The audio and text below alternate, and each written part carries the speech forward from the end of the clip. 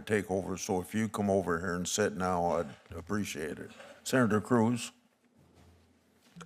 Thank you, Mr. Chairman, soon to be Madam Chairman. Thank you for hosting this very important debate and this very important hearing. The American people in November issued a clear and unequivocal mandate. The open borders we've had for the last 4 years must be closed.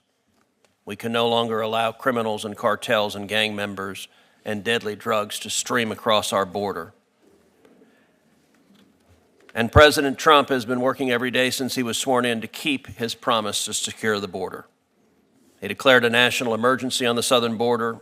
He reinstated the Remain in Mexico policy.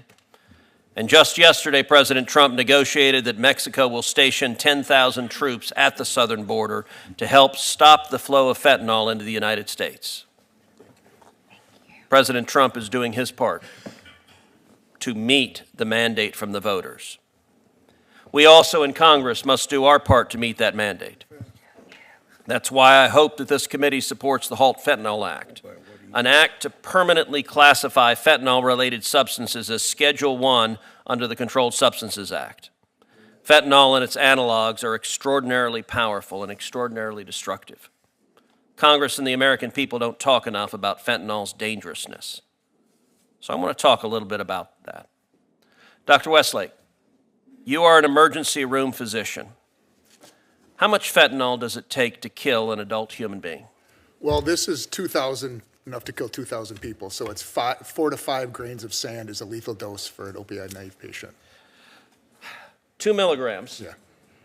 is what it takes. If you see on this photograph a penny, we all know the size of a penny,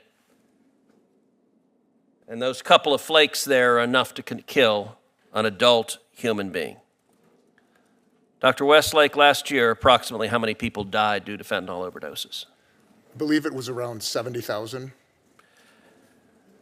This means, on average, 6,250 people died every single month due to fentanyl. And it's a number that tragically has skyrocketed during the Biden-Harris years. Sheriff Barnes, as a law enforcement professional on the front lines of the battle with fentanyl, can I ask you how many pounds of fentanyl were seized by Customs and Border Patrol at the border last year?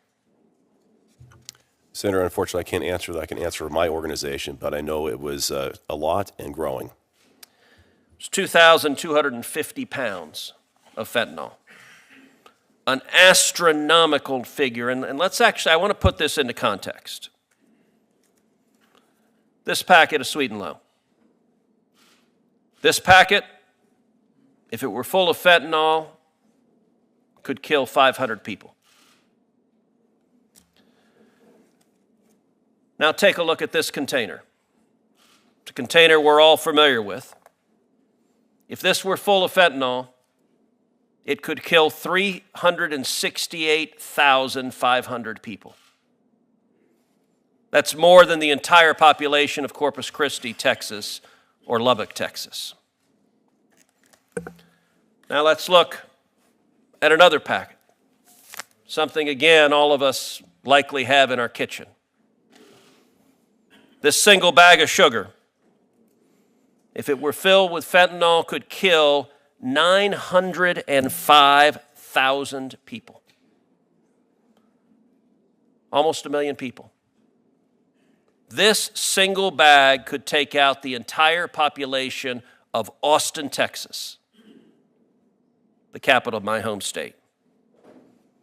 Now imagine 562 of these bags. That's how much fentanyl came into the United States of America in a single month. And how many lethal doses of fentanyl is in 562 bags? What came in a single month last year? 510 million lethal doses. In 1 month, more fentanyl came into America than it would be needed to kill every single man, woman, and child in the United States. This is a crisis we have to solve. Mr. Puerta, Ms. Noring, thank you both for being here. Thank you for your courage. I will say, as the father of 2 teenage girls, you've lived a nightmare that every parent is terrified of. What I would ask is, what would you say to parents at home? What do parents at home need to know about this? What do teenagers and kids at home need to know about the dangers of fentanyl? If you don't think this can happen to you, I'm very sorry, but you're very sorely mistaken. This is taking everybody by storm. That's what I would tell every single parent. Due to the stigma of addiction and overdose, though, most people think that this could not affect their family because either they don't have somebody who's addicted to drugs in their family or somebody who's using drugs on a recreational basis.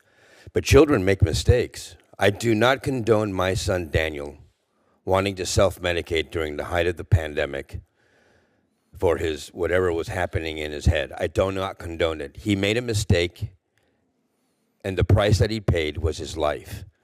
Children are supposed to make mistakes but not die from them, period. And that's what's happening every single day, 22 times a week in the United States of America. We have to stop this. Amen. Ms. Doring? I echo the same thing. You know, that whole saying, not my kid, take that out of your vocabulary because it could very well be your kid.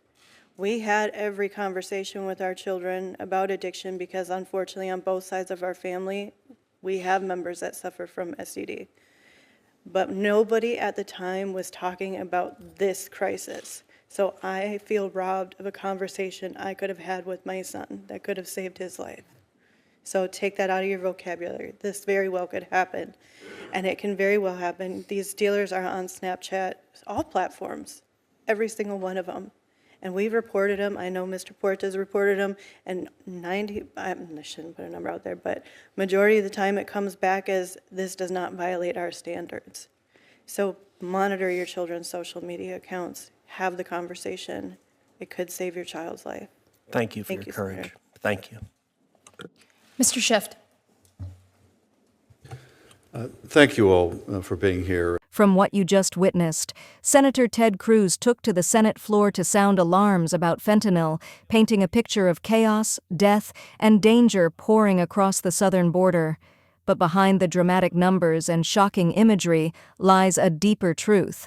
America's fentanyl crisis is not just a border issue, it's a public health emergency that demands compassion, treatment, and real solutions, not political theater.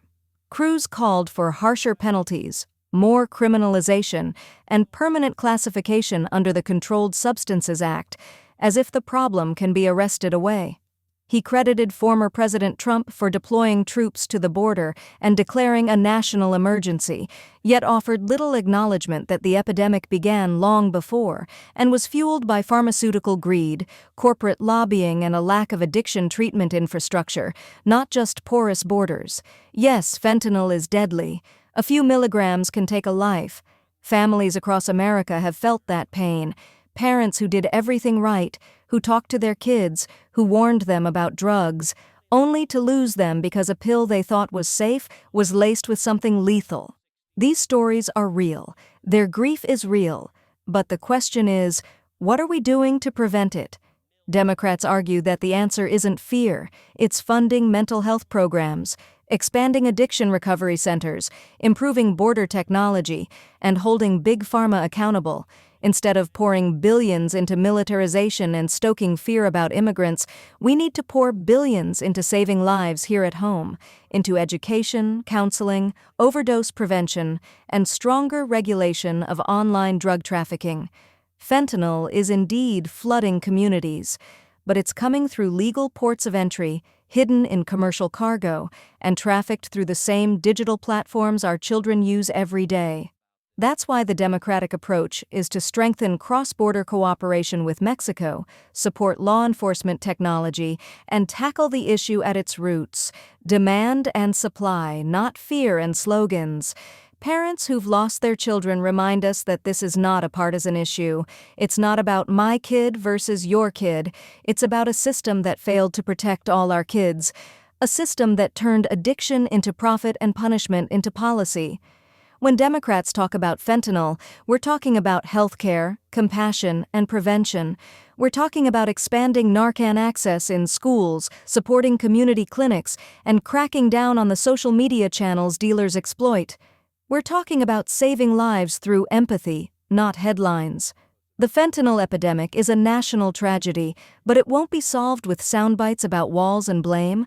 It will be solved when America treats addiction not as a crime, but as a public health crisis. When we invest in healing instead of hate. When we protect families instead of politicizing their pain. Because every overdose is not a political opportunity. It's a life lost, one that could have been saved if we focused less on speeches and more on solutions.